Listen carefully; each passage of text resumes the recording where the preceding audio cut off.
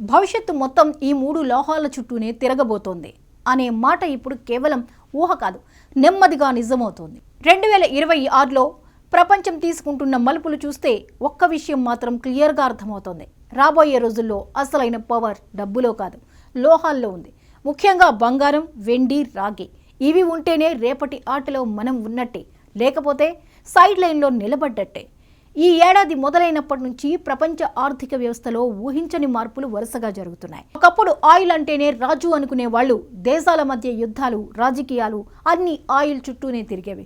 కానీ ఇప్పుడు సీన్ పూర్తిగా మారిపోయింది. విద్యుదీకరణ, energy transition, green energy, digital మౌలిక సదుపాయాలు, ఏఐ డేటా సెంటర్లు ఇవన్నీ కలిసి ప్రపంచాన్ని కొత్త దిశలో నడిపిస్తున్నాయి. ఈ మార్పులన్నిటికీ మూలం మాత్రం ఒక్కటే, లోహాలు. బంగారం గురించి చెప్పాలంటే ఇది ఎప్పటి నుంచో సేఫ్ హెవెన్. మార్కెట్ కూలినా, కరెన్సీ విలువ పడిపోయినా, యుద్ధాలు వచ్చినా బంగారం మీద నమ్మకం ఎప్పుడూ తగ్గలేదు. కానీ ఇప్పుడు బంగారం కేవలం భద్రతకే కాదు, స్ట్రాటజిక్ అసెట్గా మారిపోయింది.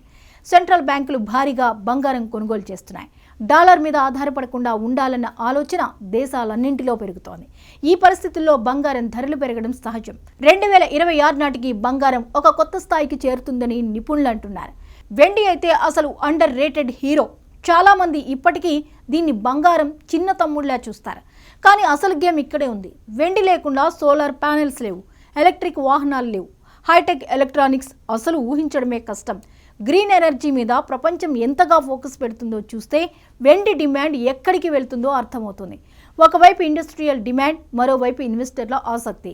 ఈ రెండూ కలిసి వస్తే వెండి ధరల్లో వచ్చే జంప్ సాధారణంగా ఉండదు. అసలు ఆటగాడు రాగి. దీన్ని చాలామంది ఇంకా పాత ఇండస్ట్రియల్ మెటల్ అనుకుంటున్నారు.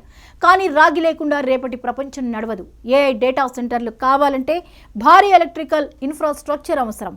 ఎలక్ట్రిక్ వాహనాలు కావాలంటే వైర్లు కావాలి, గ్రేడ్ అప్గ్రేడ్ కావాలి. ఇవన్నీ రాగి లేకుండా సాధ్యం కాదు. అందుకే రాగిని ఇప్పుడు డాక్టర్ కాపర్ అని కూడా అంటున్నారు.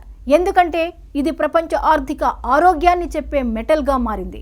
నవంబర్ 2025లో యుఎస్ జియోలాజికల్ సర్వే ఈ మూడు లోహాలను క్రిటికల్ మినరల్స్ జాబితాలో చేర్చడం చిన్న విషయం కాదు.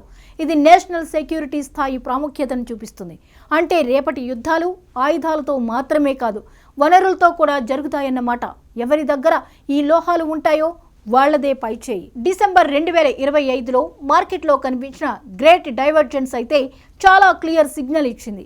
ఒకవైపు ఆయిల్ ధరలు పడిపోతున్నాయి. అధిక సరఫరా, తగ్గుతున్న డిమాండ్ కారణంగా బ్రెంట్ క్రూడ్ బ్యారెల్కు $62 కంటే దిగువకు వెళ్ళిపోయింది. అదే సమయంలో బంగారం ఆకాశాన్ని తాకింది. వెండి కొత్త హైలైన్ చూసింది. రాగి అయితే చరిత్రలో ఎప్పుడూ లేని స్థాయికి చేరింది. ఇది యాదృశ్చికం కాదు, ప్రపంచ ఫాజిల్ ఫ్యూయల్స్ ఆధారిత ఆర్థిక వ్యవస్థ నుంచి మెటీరియల్ ఇంటెన్సివ్ ఎకానమీ వైపు మారుతోందన్న స్పష్టమైన సంకేతం. భౌగోళిక రాజకీయ అనిశ్చితి, ద్రవ్యోల్బణ భయాలు, కరెన్సీల విలువలపై నమ్మకం తగ్గడం, ఏఐ వల్ల పెరుగుతున్న విద్యుత్ అవసరాలు ఇవన్నీ కలిసి ఈ మూడు లోహాలకు సూపర్ బూస్ట్ ఇస్తున్నాయి. అందుకే నిపుణులు ఒకే మాట చెప్తున్నారు, 2026లో జాక్పాట్ కొట్టాలంటే ఈ మూడు లోహాలను లైట్గా తీసుకోవద్దు. అయితే ప్రశ్న ఒకటే, 2026లో ఏది బెస్ట్? బంగారమా, వెండా, రాగా? దీనికి ఒకే సమాధానం లేదు. ఇది నీ లక్ష్యం మీద ఆధారపడి ఉంటుంది. భద్రత కావాలంటే బంగారం, గ్రోత్తో పాటు కొంచెం రిస్క్ తీసుకోవాలంటే వెండి, లాంగ్ టర్మ్ స్ట్రక్చరల్ గ్రోత్ మీద నమ్మకం ఉంటే రాగి. అసలు స్మార్ట్ ప్లే ఏంటంటే ఈ మూడింటిలోనూ బ్యాలెన్స్గా ఉండటం. మొత్తానికి ఒక విషయం మాత్రం ఫిక్స్, రాబోయే రోజుల్లో ఈ మూడు లోహాలు కేవలం కమోడిటీస్ కాదు, ఇవే పవర్ కరెన్సీలు, ఇవే భవిష్యత్. ఇప్పుడు అర్థం చేసుకున్న వాళ్ళు ముందుంటారు, తర్వాత అర్థం చేసుకున్న వాళ్ళు పరుగులు పెడతారు. ఏది ఏమైనా ఎంపిక చేసుకోవాల్సింది మాత్రం మనమే.